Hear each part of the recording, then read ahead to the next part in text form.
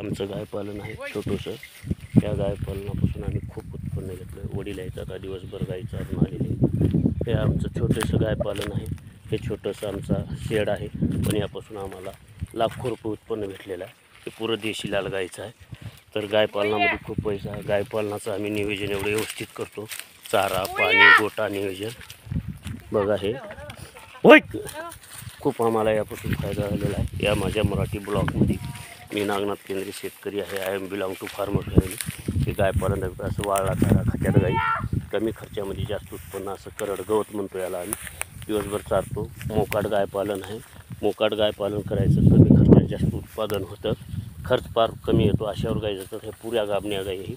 जवळपास 11 गाई गाभण्या आहेत. म्हणजे 11 वासरं नवीन जन्मणार. म्हणजे आम्हाला 5 लाखाचा फायदा होणार. दूध, शेण, गोमूत्र आणि गाईचे वासरं बैल विकून. बघा हे गाई कसं खवलेल्या. आता मी ह्या व्हिडिओमध्ये या माझ्या मराठी ब्लॉगमध्ये मी दाखवत आहे गायपालन आमचं छोटंसं. कमी भांडवलात कमी ह्याच्यामध्ये जास्त उत्पादन देणारं हे गायपालन आहे. बघा पारंपरिक आहे. त्याला जास्त खर्च कुठं बिल्डिंग काही नाही. 5-25 लाखाचं इन्व्हेस्टमेंट नाही. दुसऱ्या ह्याच्यासारखं करोडो रुपये कमवून शेअर्स बाजारावर किंवा लोकांवर अवलंबून राहायची गरज नाही. हा शेती जोडधंदा खूप चांगला आहे. असं तरुणांनी गायपालन करावं, शेतीकडे वळावं. शहरामध्ये कोंबड्यासारखं राहण्यापेक्षा हैराण असल्या मोकळ्या वातावरणात गायपालन करून खूप पैसे कमवावे. बघा हे आमचं गायपालन किती हे आहे, किती आम्ही व्यवस्थित करतो गायपालन. तर हे गाई आहेत आमच्या. आता ही जी आमची गाय आहे त्या गाईनं आमच्या 11 व्यथ केल्या. आता ही जवळपास 9व्या वेळेस हे आहे. ते गोरे आहेत. आता ते गोरं 25,000 रुपये. आता बैल आहेत जवळपास 2 लाख रुपयाची बैल आम्ही विकू शकतो. हे गायपालन बघा, गायपालन करा.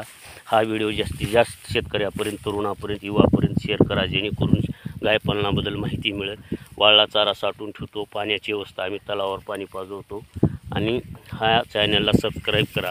ह्या माझ्या नागनाथ केंद्रे ब्लॉगमध्ये विविध शेतीबद्दल, विविध ऐतिहासिक प्लस देवस्थान, सनातन असे विविध हिस्ट्रिकल, जॉग्राफिकल माहिती आणि उद्योगाबद्दल, शेती उद्योगाबद्दल, शेती जोडधंद्याबद्दल आम्ही हे देतो. युवांना प्रेरित करण्यासाठी मोटिवेशनल व्हिडिओ असतात. शेतकऱ्यांनासुद्धा हे करण्यासाठी. बघा हे गायपालन.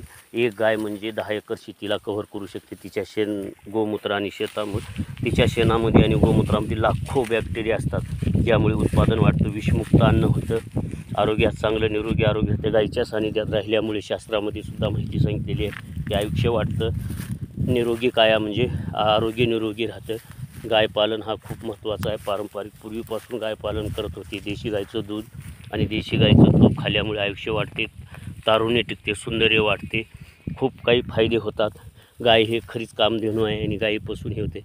आता आमची ही कपिला गाय आहे, ते गोदावरी आहे, ते गोरा आहे, सौम्या म्हणायचं. हे कावेरी आहे, हे लक्ष्मी आहे कावेरी. तो जांभळा हे गोरे आहे, त्याला आम्ही हे म्हणतो. हे आमची रंगावून तिच्या नाव ठेवलेलं आहे. गवळी म्हणतो, घोडागारी म्हणतो. बघा हे लक्ष्मी गाय आहे ना, 5 येतं केली. आता हे गोरं दिली आहे. तिचं कमीत कमी 15,000 रुपये वाचू विकू शकतं 7-8 महिन्यामध्ये. गायपालनामध्ये खूप हे आहे. शेती जोडधंदा म्हणून गायपालन जरूर करावं, गायपालनाकडे वळावं. आणि हा कमी खर्चामध्ये जास्त उत्पन्न देणारा हा उद्योग आहे.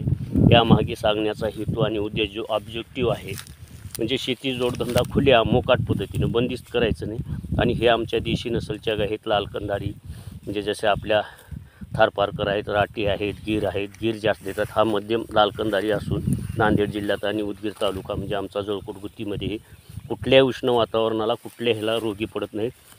40-42 टेम्परेचरला जगू शकतात. हिवाळ्यात, पावसाळ्यात बी जगू शकतात. म्हणजे कुठल्या वातावरणात ही तग धरणाऱ्या, जगू शकणाऱ्या, निरोगी राहणाऱ्या गाईची नसल आहे.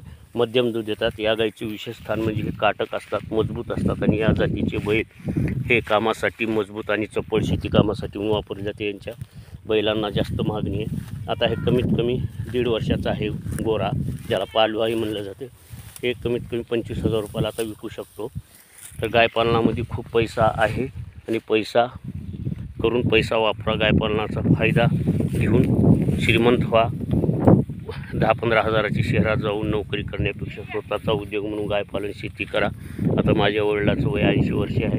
तर ते 20-22 वर्षापासून शेतीसोबत गायपालन करतात. स्वतः गाई राखतात. आम्हीसुद्धा गाईचे दूध काढणे, शेण काढणे, गाईला पाणी, चारा करणे असं व्यवस्थापन करत असतो.